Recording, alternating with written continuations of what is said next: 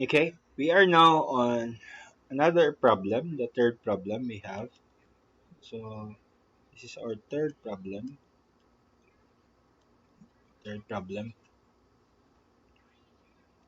So let's read the problem. So the first problem that we have is about investment or interest. The second problem is about population. Now, the third problem is about the transformation. So for those chemical engineers na po. So, in a chemical transformation, a substance A changes into another substance.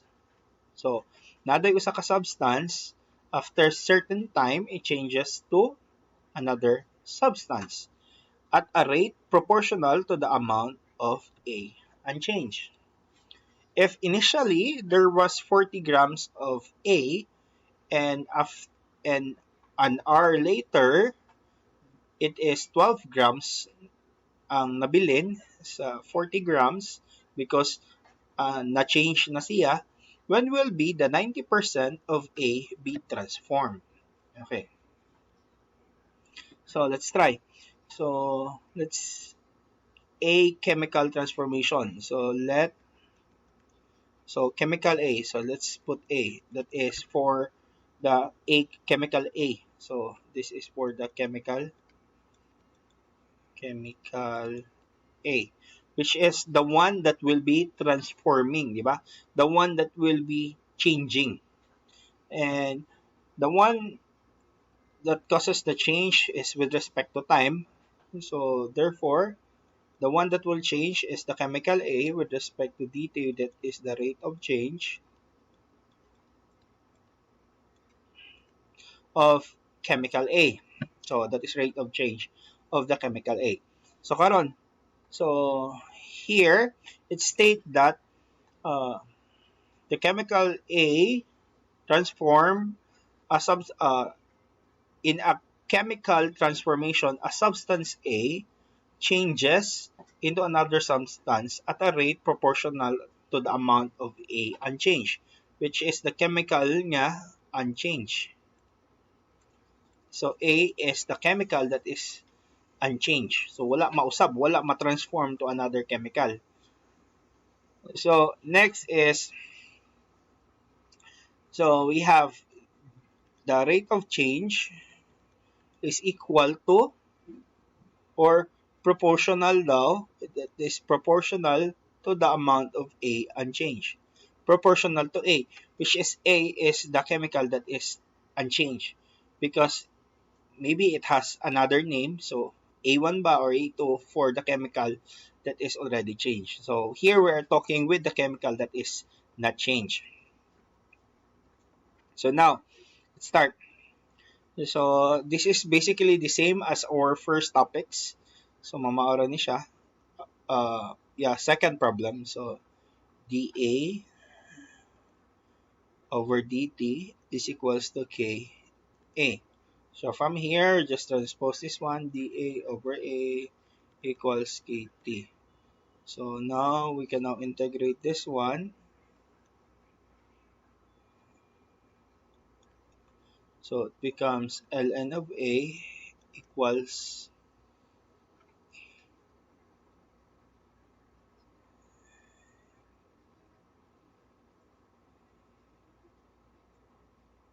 oh sorry, not this dt. This is dt, not only t, that is dt. That is K integral of dt, that is t plus c. Or your general solution is ln of A is equals minus kt plus equals t. Sure. Why is the general solution is looking always the same? So most of this first order differential equation problem having this one. Mostly magdiferensya uh, kung nailaing mga situation. So here it is the same with the second one because it is proportional, the same as the other one. So again, depending on the given. So from here, So, okay, so let's make a table. Okay, it is very important. Okay, so we have our chemical with respect to time. So let's draw something here. So let's say this is our chemical A.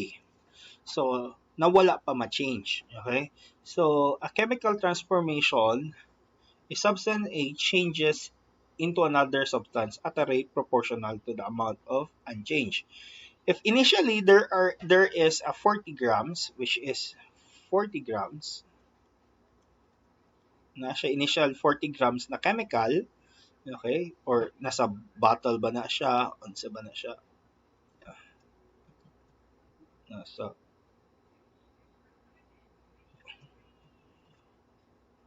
grams, or butang na to, isa. So, butang na to knife. Man si chemical A, ba siya 40 grams. So, from here, okay, 40 grams of the amount. So, if initially there was 40 grams of A and 1 hour later, so after 1 hour, so at 1 hour, 12 grams na lang ang nabilin na unchanged. So, kung nakay botilya, ito, na botilya, mo ang full chemical. Karon na change naman ang chemical. So, let's say, ang nabili na lang na wala na ma-change is 12 grams.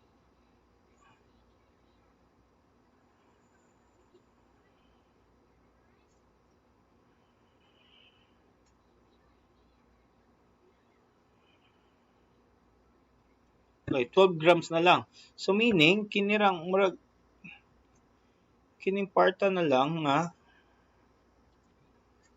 kining wala na ko gishidan, kining dapita until ani butang na to mani ang kana will consist of 12 grams. 12 grams na lang ang at first that is 40 grams. So 12 grams na lang nabili na wala mag-change. Okay? So after an hour. So when will be that 90% of uh 90% of A be transformed. So here this is 12 grams. Karon ang pangutana is ang time gipangutana pila ka oras nga. So if this is the total water, so let's say let's have this one. So let's color it with another color.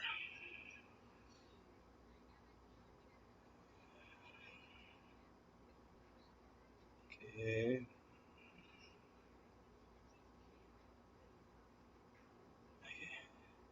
So let's just say that this one is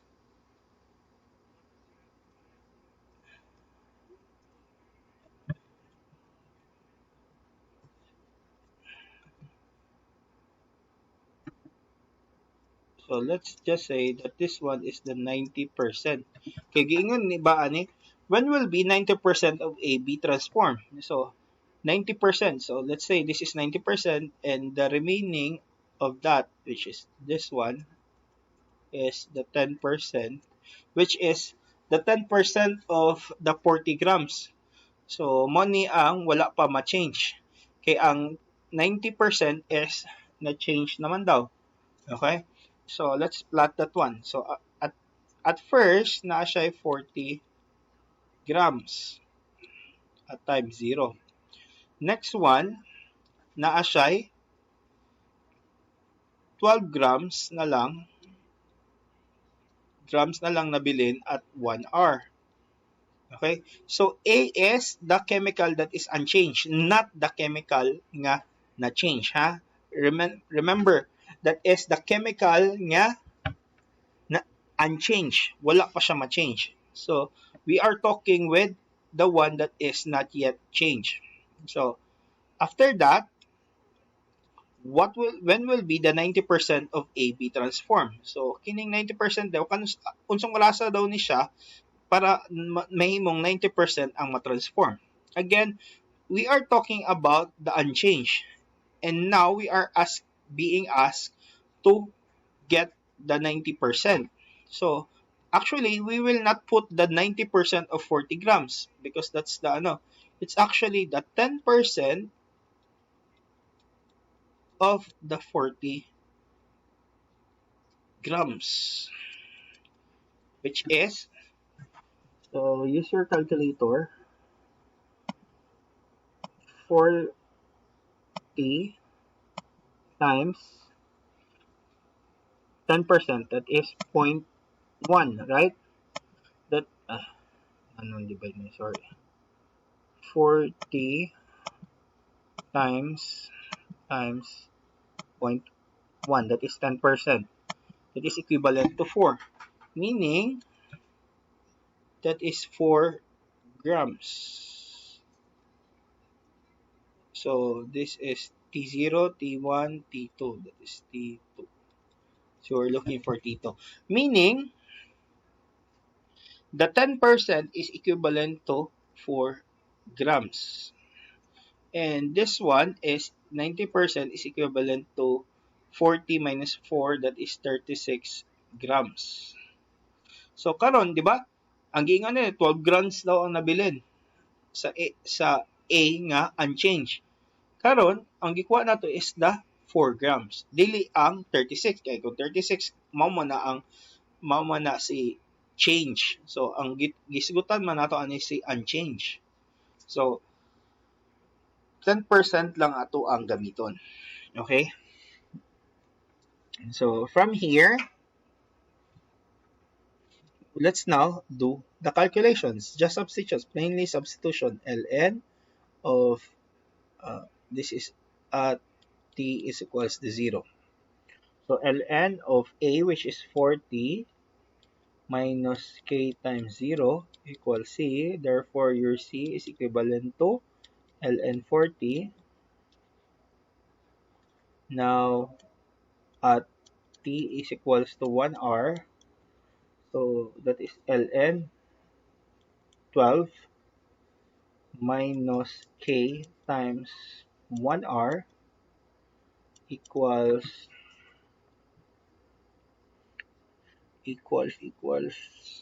c. What is our c? That is ln of 40. Now we have ln of 12 equals, minus ln of 40 equals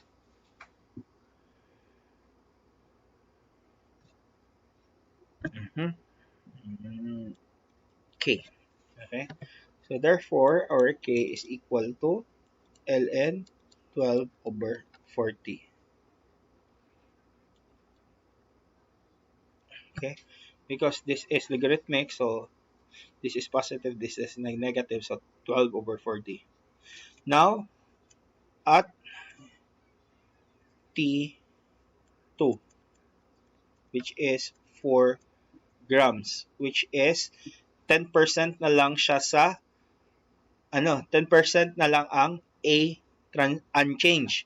So 90% ana is transformed already. When will be the 90% of A be transformed? So sabot 90% na transform and 10% na lang ang dili na transform. So if we use the 10%, is just the same as solving the 90% na change. Okay, but the question here is the unchanged. So we are solving unchanged. So when you solve the 10%, it is just the same as we are getting the transform. Okay. So if you want sir, I want it as not unchanged. I want it to be changed. So values are na change. So kung gusto nimo og value na change, so at initial time 0, wala pa man siya ma-change, so 0 po ni. So after 1 hour, ang na-change, that is 12, 40 minus 12, that is 28, no? So 28 po ni siya at 1 hour. At T2, 90 butang ni mo ana. So literally,